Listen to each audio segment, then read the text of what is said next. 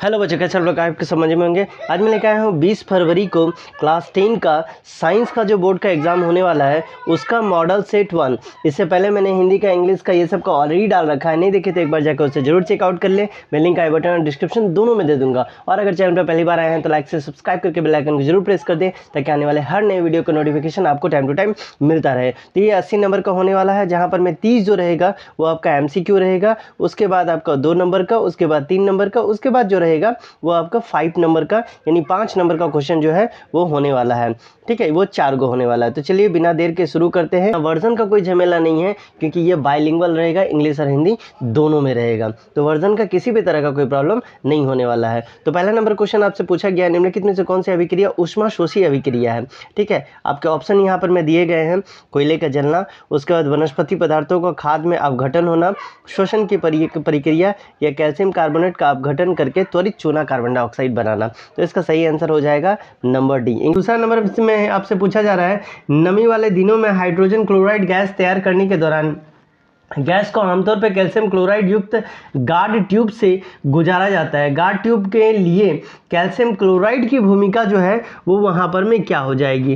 तो ये हो जाएगा सी नंबर, गैस से नमी को अवशोषित करने के लिए, यानी ये क्या हो जाएगा, ऑब्जर्व करने के लिए मॉइस्चर को। इसके बाद तीसरा नंबर से पूछा जा रहा है, निम्नलिखित में से कौन सा समजातीय श्रेणी में नहीं देखा जाता है, यानी होमोलॉगस सीरीज में जो नहीं है, इसमें से कौन सा नहीं है। तो ये हो जाएगा 1 नंबर, रासायनिक गुणों में परिवर्तन जो है इसके अंदर में आ जाएगा। इसके बाद 4 नंबर आपसे पूछा जा रहा है, निम्नलिखित में से कौन सा द्विविस्थापन, जिसको बोलते हैं डबल डिस्प्लेसमेंट रिएक्शन के कैटेगरी में आता है। तो ये हो जाएगा बी नंबर, यानी इसका ऑप्शन हो जाएगा, यहाँ देखिए ये बी नंबर जो है केवल और केवल सिर्फ 2 ठो। ठीक है, कौन आ जाएगा, केवल और केवल 2। ये 2 क्यों आ रहा है, तो यहाँ पर मैं देखिए इसका विस्थापन किया गया है, यहाँ पर मैं इसका विस्थापन किया, यहाँ पर मैं SO4 को फिर सेंड किया गया यहाँ पर में, और यहाँ पर में Cl है, यानी यहाँ पर में कुछ इस तरह से बनता है, ये आपको ध्यान में रखना है। इधर मान लीजिए AC है और इधर BD है, तो यहाँ पर में ये AC की जगह AB भी हो सकता है, AD भी हो सकता है और BD हो सकता है। तो 2 बार ये डिस्प्लेसमेंट आपको देखना है। इसके बाद हम लोग आते हैं चौथा नंबर के बाद 5वां नंबर में, जहां आपसे पूछा जा रहा है, जल का विद्युत अपघटन एक अपघटन प्रक्रिया है। जल के विद्युत अपघटन के दौरान मुक्त होने वाले हाइड्रोजन और ऑक्सीजन गैसों का जो मोल का अनुपात है, देखिए मोल का अनुपात आपसे पूछा जा रहा है, मोल का अनुपात क्या हो जाएगा। तो ये हो जाएगा बी नंबर, 2:1 में ये बढ़ता है। इसके बाद आते हैं 6 नंबर, जहां आपसे पूछा जा रहा है, एक जलीय घोल लाल लिटमस घोल को नीला कर देता है। निम्नलिखित में से किस घोल की मात्रा में मिलाने पर ये परिवर्तन जो है ये उल्टा हो जाएगा, इसको उल्टा करना है। तो हाइड्रोक्लोरिक एसिड में डाल देने से ये काम हो जाएगा। हाइड्रोक्लोरिक एसिड में डालने से क्यों होगा ये आप कमेंट में बताएंगे। 7वां नंबर है, बेकिंग पाउडर का एक घटक सोडियम हाइड्रोजन कार्बोनेट है, तो दूसरा घटक जो है इसमें क्या हो जाएगा, तो दूसरा घटक हो जाएगा टार्ट्रिक एसिड। इसके बाद हम लोग आते हैं 8वां नंबर, जहां पूछा जा रहा है, धातुओं को खींचकर पतले तार में बदलने का क्षमता जो है, ठीक है, ये जो क्वालिटी है इसको हम लोग क्या कहेंगे, इसको तंत्या और इंग्लिश में डक्टिलिटी के नाम से हम लोग जानेंगे। इसके बाद आते हैं आपका 9 नंबर में। 9 नंबर में आपसे पूछा जा रहा है, निम्नलिखित में से कौन सा आयनिक यौगिक नहीं है। ठीक है, 8 नंबर में आपका पहला आंसर हो जाएगा। 9 नंबर में पूछा है, निम्नलिखित में से कौन सा आयनिक यौगिक नहीं है वो बताना है। तो ये हो जाएगा बी नंबर, कौन कौन 2 और 3 जो है ये आयनिक यौगिक नहीं है। ठीक, इसके बाद हम लोग आते हैं 10 नंबर में, जहाँ पर पूछा जा रहा है, निम्नलिखित में से किस यौगिक में -OH कार्यात्मक समूह है। -OH जो है तो ये हो जाएगा ब्यूटेनॉल में। इसके बाद 11 है यौगिक CH3, फिर यहाँ पर मैं देखिए सिंगल बॉन्ड दिया है, फिर CH2, फिर सिंगल बॉन्ड, फिर CHO। इसका क्या नाम है, ये किस टाइप का यौगिक है आपको बताना है। तो ये हो जाएगा प्रोपेनॉल। इसके बाद हम लोग आते हैं 12 नंबर में, जहाँ पूछा जा रहा है, आहार नली के किस भाग में भोजन का अंतिम पाचन होता है। अंतिम पाचन जो होता है वो कहाँ पर में होता है, तो छोटी आंत यानी स्मॉल इंटेस्टाइन में होता है। इसके बाद 13 नंबर में पूछा जा रहा है, श्वसन के दौरान गैसों का आदान प्रदान यहाँ होता है, कहाँ पर में होता है, तो फेफड़ों के एल्वियोली में। इसके बाद हम लोग आते हैं 14 में, जहाँ पूछा जा रहा है आपके से मस्तिष्क के बारे में, निम्नलिखित में से कौन सा कथन सत्य है। मस्तिष्क के मुख्य सोचने वाला भाग जो है पश्च भाग है। श्रवण, गंध, स्मृति, दृष्टि आदि के केंद्र अग्र मस्तक में स्थित है। लार, उल्टी, रक्तचाप जैसे अनिच्छिक क्रिया जो है ये पश्च मस्तिष्क में स्थित मेडुला द्वारा नियंत्रित होता है। और चौथा नंबर पूछा है सेरिबेलम शरीर की मुद्रा तथा संतुलन को नियंत्रित करता है। इसमें से आपसे पूछा जा रहा है कि कौन सा सही है, ठीक है, कौन सा सही है आपको ये बताना है। तो 14 है, तो 14 का आंसर हो जाएगा सी नंबर। 2 और 3 जो था वो आपका सही है, 2 नंबर और 3 नंबर ये दोनों सही है। इसके बाद 15 नंबर है बेमेल जोड़ी का चयन करें। इसमें से कौन सा जो जोड़ी है वो बेमेल है, यानी इनका कॉम्बिनेशन नहीं है। तो एड्रोनाइल का पिट्यूटरी ग्लैंड के साथ कोई लेना देना नहीं है। इसके बाद 16 नंबर में आते हैं जहां आपसे पूछा जा रहा है एक फूल में नर तथा मादा युग्मक अंकुरन कोशिकाएं उत्पन्न करने वाले भाग जो होते हैं वो कौन सा होते हैं। तो परागकोश और अंडाशय को बोलते हैं, एंथर और ओवरी इस नाम से जाना जाएगा।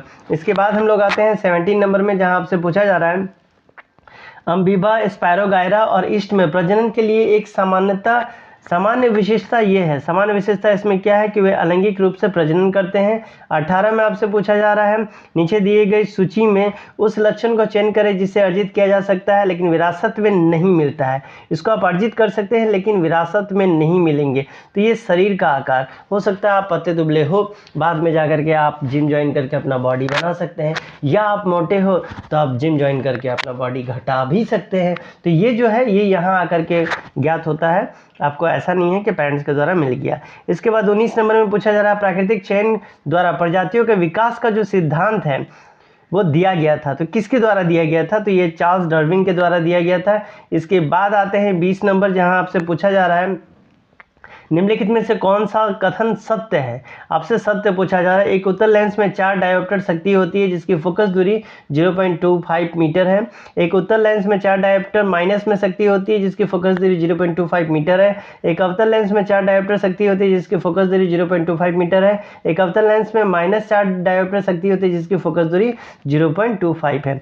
आपसे पूछा जा रहा है इसमें से कौन सा सही है, तो ए नंबर जो है ये सही हो जाएगा। उसके बाद 21 नंबर पूछा जा रहा है निम्नलिखित में से किसमें अनंत पर रखी हुई वस्तु का प्रतिबिंब अत्यधिक छोटा और क्या होता है, छोटा और बिंदु के आकार का होता है। तो ये हो जाएगा डी नंबर, अवतल दर्पण पर, उत्तल दर्पण पर, अवतल लेंस पर और उत्तल लेंस पे। ठीक, इसके बाद हम लोग आते हैं 22 नंबर में जहां पूछा जा रहा है एक व्यक्ति 2 मीटर से अधिक दूरी पर रखी वस्तुओं को स्पष्ट रूप से नहीं देख सकता है। इस दोष को हम लोग ठीक कर सकते हैं। तो कौन सा लेंस का उपयोग करके इसको ठीक किया जा सकता है, उसमें कितना डिग्री मतलब क्या इसका पावर होगा। तो 22 का हो जाएगा बी नंबर, -0.5 डिग्री अगर लगा दिया जाए डायोप्टर तो ये ठीक हो जाएगा। इसके बाद 23 नंबर में आपसे पूछा जा रहा है प्रकाश की निम्नलिखित में से कौन सी घटनाएं इंद्रधनुष के निर्माण में यानी रेनबो को फॉर्मेशन में सहायक है, अपवर्तन, विक्षेपण और आंतरिक परावर्तन। ठीक, इसके बाद हम लोग आते हैं अगला 24 नंबर में जहां पूछा जा रहा है 1/5 ओम वाले 5 प्रतिरोधक का उपयोग करके कौन सा न्यूनतम प्रतिरोध बनाया जा सकता है। ठीक है, कौन सा न्यूनतम हम बना सकते हैं जो न्यूनतम के हिसाब से न्यूनतम का लिस्ट में रहे। तो 24 का हो जाएगा बी नंबर, 1.25 का रहेगा ओम का। ठीक, इसके बाद आते हैं 25 जहां पूछा जा रहा है प्रतिरोधकता नहीं बदलती है, यदि नहीं बदलेगी तो कैसे नहीं बदलेगी, तो अगर प्रतिरोधक का आकार बदल दिया जाए तो प्रतिरोधकता जो है वो नहीं बदलेगी।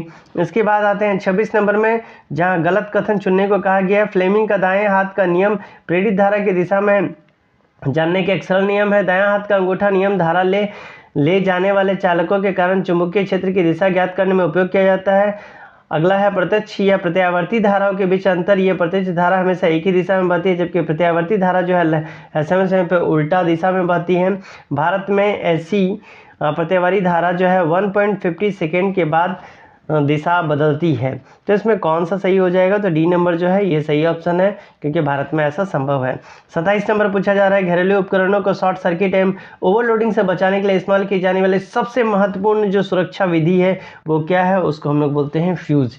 हिंदी इंग्लिश दोनों में एक ही वर्ड लिखा गया है। इसके बाद 28 नंबर में है जल विद्युत संयंत्र में इसमें से क्या होता है, संग्रहित जल की स्थित ऊर्जा से विद्युत को विद्युत ऊर्जा में क्या किया जाता है, परिवर्तित किया जाता है। 29 नंबर में पूछा जा रहा है वे जीव जो विकिरण ऊर्जा का उपयोग करके अकार्बनिक यौगिक से कार्बोहाइड्रेट का संश्लेषण करते हैं तो उसको हम लोग क्या कहते हैं, तो ये हो जाएगा बी नंबर, उत्पादक कहलाता है। इसके बाद आते हैं 30 नंबर में पूछा गया चिपको आंदोलन द्वारा दिए गए सबसे महत्वपूर्ण संदेश क्या था, तो यह है वन संरक्षण प्रयासों में समुदाय को शामिल करना, ये सबसे महत्वपूर्ण संदेश था। तो ये था आपका 30 मोस्ट इंपॉर्टेंट एमसीक्यू जो आपके एग्जाम में जरूर आएंगे, वो भी किसका, तो मॉडल सेट 1 का। ठीक है, ये मॉडल सेट 1 का पेपर 1 है, वीडियो ज़्यादा लंबा ना हो इसलिए मैं इसको 2 पार्ट में स्प्लिट कर दिया हूँ। पहला पार्ट में आपको एमसीक्यू मिलेगा, दूसरा पार्ट में जो है अदर क्वेश्चन है वो मिलेगा। जहाँ कहीं भी आपका ग्रुप बना है हर ग्रुप में इसको शेयर किया करें ताकि आपकी तरह आपका फ्रेंड को भी इसका फायदा मिलता रहे। मिलते हैं अगले वीडियो में, तब तक के लिए bye bye and take care.